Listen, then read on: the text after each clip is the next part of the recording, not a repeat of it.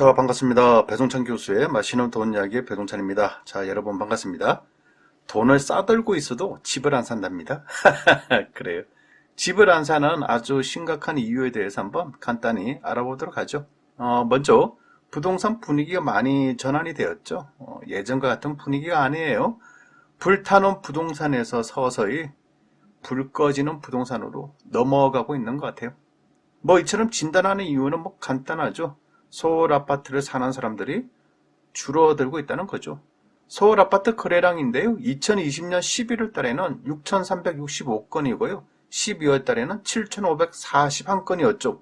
그런데 2021년 1월 달에는 5,797건, 7월 달에는 4,700여 건에서 9월 달에는 2,688건으로 이처럼 뚝뚝 떨어지고 있다는 얘기입니다. 거기다가 10월 달에는 1,095건밖에 거래가 이루어지지 않았다는 겁니다.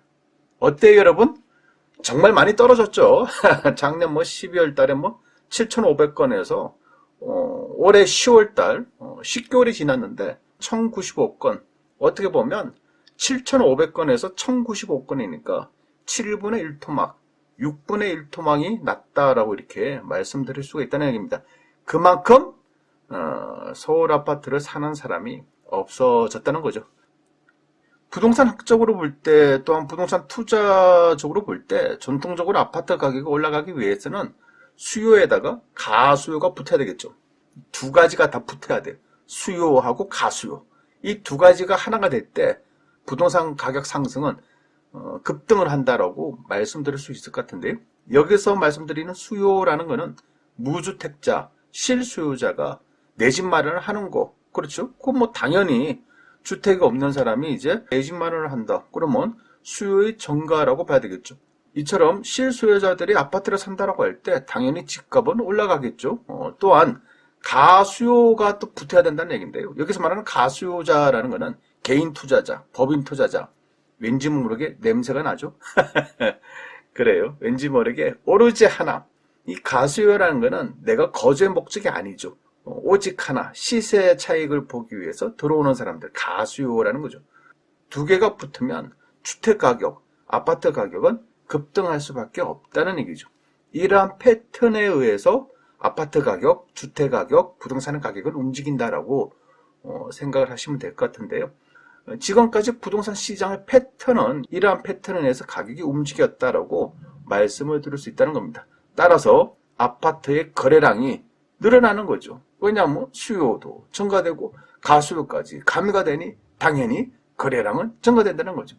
따라서 2020년 서울 아파트 거래량 6월 달에는요. 15,623건, 7월 달에는 1,664건. 엄청나죠? 그리고 2021년 10월 달에는 1,090건. 그만큼 서울 아파트 거래량이 뚝 끊겼다. 그만큼 15분의 1토막이 났다라고 말씀드릴 수 있다는 거예요.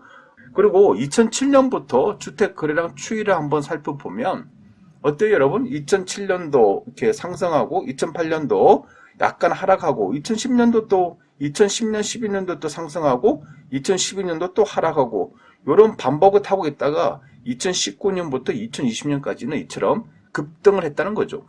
그만큼 산다는 사람이 많아졌다라고 말씀드릴 수 있겠죠. 이러니 수도권 아파트 매매 가격 또한 이처럼 급등, 우상향이 아니라 거의 2020년부터는 급등이죠. 초급등했다라고 말씀을 드릴 수 있다는 겁니다. 즉, 이 당시 매매 가격 상승은 무주택자, 실수요자들의 내 집 마련 수요의 증가 및 투자의 목적으로 개인이나 부동산 법인 투자자들이 가수요까지 증가가 됐다는 거예요. 따라서 집값이 급등하였다. 이렇게 말씀드릴 수 있을 것 같고요. 하지만 지금은 어떨까요? 앞서 말씀드린 것처럼 서울의 거래량은 1분의 1토막이 낮다는 거예요. 그러니 앞으로는 서울 수도권 아파트의 시세가 재미가 없어질 가능성이 많다라는 것이죠. 그렇다면요, 이처럼 실수요자가 됐든 가수요자가 됐든 수요가 줄어든 이유, 그 이유는 무엇일까요? 제가 생각하는 점 첫 번째는요, 올라도 너무 많이 올랐다. 너무 많이 올랐어요. 그러다 보니까 너무 많이 오른 가격에 대해서 사람들이 매수에 대한 가격 저항감을 가진다는 얘기예요. 즉, 지금 서울 아파트 사기에는 살려고 하는 사람조차도 부담을 가져. 내 집 마련을 하려고 해도 부담이 있어. 투자의 목적으로 살려고 해도 부담이 있다라고 말씀을 들을 수가 있다는 거예요. 엄청나죠. 안 사겠다는 거잖아요, 어떻게 보면. 그리고 두 번째로 본다면 올라도 먹을 게 없다. 그렇죠. 먹을 게 없어. 아파트 금액이 많이 올라서 좋은데 알고 보니까 취득세 빼고 보유세 빼고 양도소득세 빼니까 먹을 게 없다라는 거예요. 따라서 부동산 정책에서 조세 정책이 강화됨으로써 세금을 많이 징수하게 됨으로써 실제적으로 10억 이상이 올랐다라고 하더라도 세금 8억대를 떼고 나면 1억밖에 먹을 게 없다는 거예요. 그러니 주택이 한 채라도 있는 사람이 또 한 채의 주택을 사기에 부담된다는 얘기예요. 이거는 뭐 취득세 빼야죠. 보유세 빼야지. 양도소득세 빼야지. 남는 게 없어. 남는 게. 그래서 뭐 한다? 안 산다는 거죠. 그래서 뭔가 좀 남아야지 살 거 아닙니까? 거의 뭐 남는 게 없다라고 생각하니까 안 산다는 얘기가 되겠죠. 그러니 거래량이 뚝뚝 떨어지고 있다라고 말씀드릴 수 있을 것 같고요. 세 번째로 본다면 누구 명의 없어? 그래요. 여기서 말하는 명의라는 것은 유명한 의사를 말하는 게 아니죠. 누구 명의 없어? 여기서 말하는 명의는 대신 소유자를 대신 넣을 사람이 없냐, 요 얘기가 됐죠. 그래요. 뭐 솔직히 말씀드려서 다주택자 취득세 중과세, 양도소득세 중과세, 보유세, 종부세 중과세 얼마나 많은 사람들이 가족들 명의로 해서 또한 친척들 명의로 해서 지인들, 알고 있는 사람들 명의로 해가지고 얼마나 많은 사람들이 명의를 빌렸어요. 명의 빌려가지고 투자들 많이 하셨잖아요, 사실. 그런데 이제는 명의 빌릴 사람이 없어. 빌릴 명의를 다 빌렸어. 그러다 보니까 가수요 또한 서서히 줄어들었다라고 말씀드릴 수가 있다는 거겠죠. 네 번째로 본다면 정부가 부동산 돈줄을 막는다는 거죠. 금융정책 강화인데 금리 인상했죠. 또 뭐 11월 달에 또 금리 인상할 것 같고요. 대출 조건을 강화하고 DSR. 이제는 부동산 돈줄을 막아버리겠다는 거고요. 그리고 다섯 번째는요. 죽이 되든 밥이 되든 주택 공급. 그래요. 한동안 정부는 집권 초기에는 투기꾼들에 의해서 집값이 올랐다라고 했는데 이제 정책을 좀 변화시키지 않습니까? 주택 공급, 즉 신축 아파트에 대한 선호도 거기에다가 재개발 재건축을 막아놨기 때문에 신축 공급이 좀 원활하지 않았지 않습니까? 그런 쪽으로 이제 부동산 정책이 좀 변화되었죠. 그러다 보니까 이제 계속 죽이 되든 밥이 되든 주택 공급을 발표했지 않습니까? 다 합치니까 200만 원가 넘어가요. 어찌됐든 200만 원. 이 와중에 상기 신도시 30만 원에 대한 사전 청약을 착착 진행해 나가고 있다는 거예요.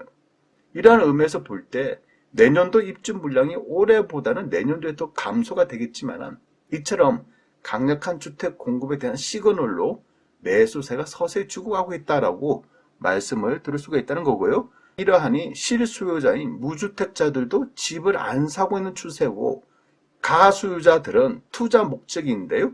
개인과 부동산 법인들까지 이제 아파트 매수, 특히 서울 아파트 매수를 두려워하고 꺼려 한다는 거예요. 그러니 서울 아파트에 대한 호가는 하락하고 매물은 10% 증가되고 있다는 거, 요게 사실이지 않겠습니까? 따라서 이제는요, 돈이 있어도, 돈을 가지고 있어도 지금은 집을 안 산다는 거예요. 가수가 됐든 실수요가 됐든. 강남의 복부인들 또한 다주택자, 또한 내가 현재 1가구 1주택이야. 주택을 하나 더 사고 싶어. 아파트를 하나 더 사고 싶어도 명의를 빌릴 사람이 없다는 거예요. 그래서 더더욱 못 산다는 겁니다. 그러니 여러 가지로 볼 때 앞으로 서울 아파트 시장은 재미가 없다라고 말씀을 드릴 수가 있을 것 같아요. 이상까지 배종찬 교수의 맛있는 동원 이야기였습니다. 감사합니다.